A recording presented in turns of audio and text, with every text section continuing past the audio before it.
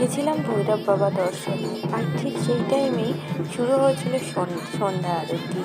খুব ভালো টাইমে পৌঁছেছিলাম ভৈরব বাবার কাছে। তোমরা হয়তো বলতে পারো ভৈরব বাবা তো কবে বিসর্জন হয়ে গেছে। হ্যাঁ, আমি ঠিক সেই টাইমেরই কথা বলছি যে টাইমে পুজো হয়েছিল। এই যে এত দর্শনার্থী ছিল ভৈরব বাবার সন্ধ্যা আরতি দেখার জন্য, আমরাও ঠিক সেই রকমভাবেই ভৈরব বাবার সন্ধ্যা আরতি দেখতেই ওখানে পৌঁছে গেছিলাম। আর এতটা কাছ থেকে দেখতে পেয়ে খুবই ভালো লাগছিল। খুব কাছেই ছিলাম, একদম সামনাসামনি বলা যেতে পারে। এবং সন্ধ্যা আরতির সাথে সাথে আরতির তাপটাও নিতে পেরেছি। আর এই যে খুব ভালো লাগছিল একদম সামনে থেকে বাবা ভৈরবকে দেখতে।